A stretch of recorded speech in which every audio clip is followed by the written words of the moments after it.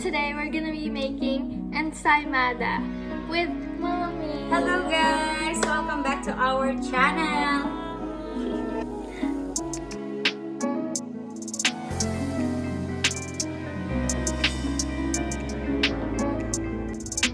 Alright, now let's put the water.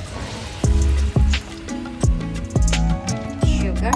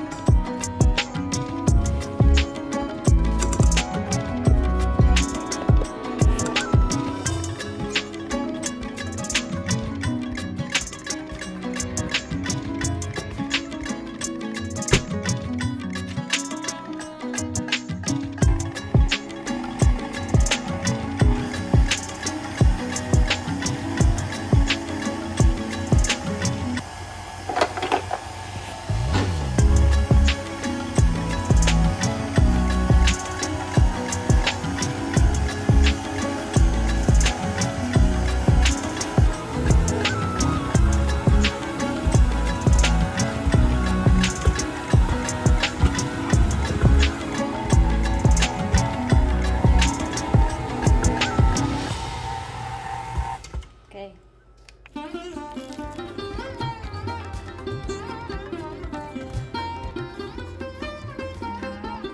This surface is now very clean. I'm gonna leave it a little bit to be mixed.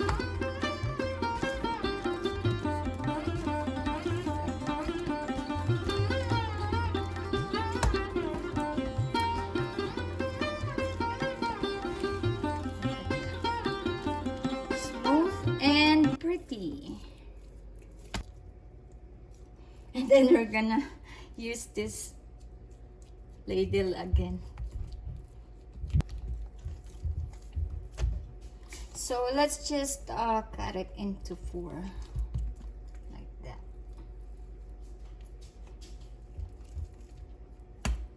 Now if you want to make more, then just double the recipe.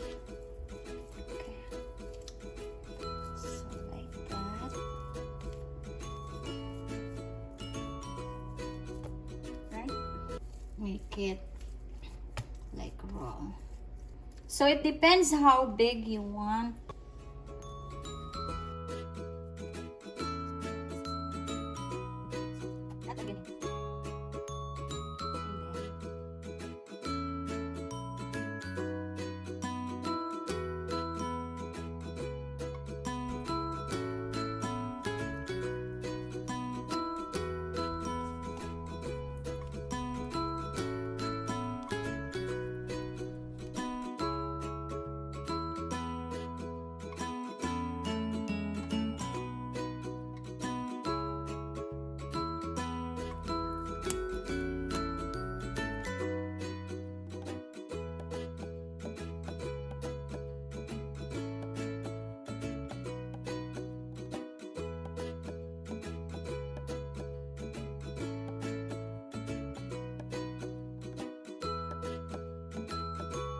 So guys, you can do like, pakita mo, roll,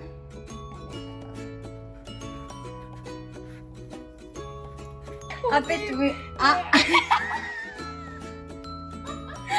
Alright guys, after we put the grease on the mold, On the pan. or whatever you want, like if you want round like this, It will rise. or like this. Okay.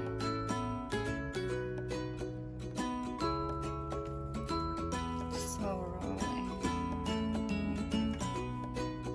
round like this.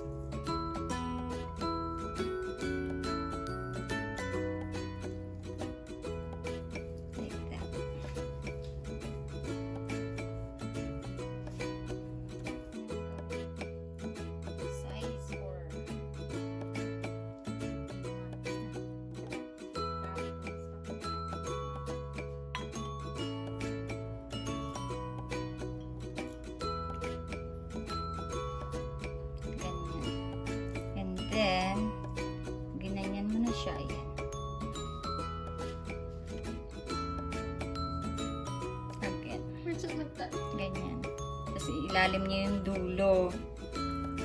Okay. And ayan.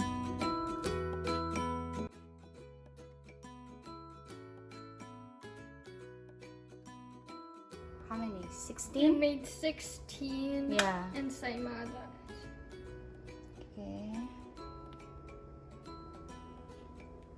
So we made 16 ensaymada for 3/4 kilo of flour. Alright.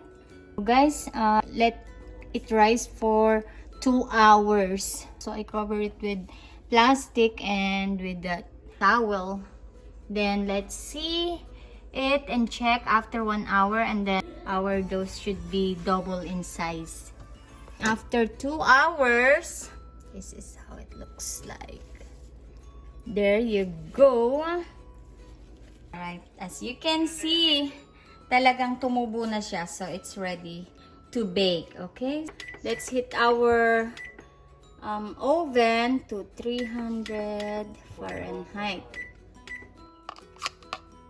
Just egg yolk para lang sa ibabaw, guys.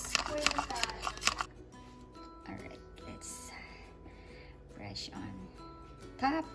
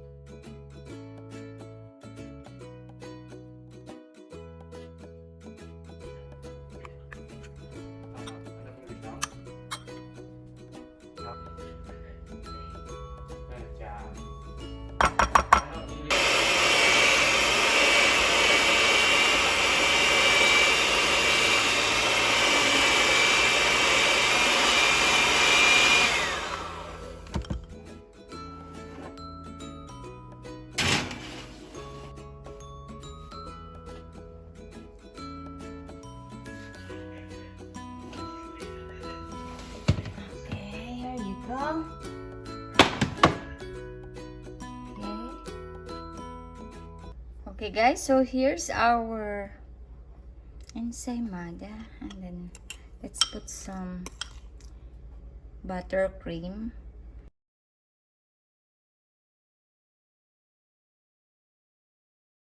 We're going to sprinkle some cheese. This is shredded Monterey Jack and cheddar. Okay, and there we go. Ta-da! So, yeah.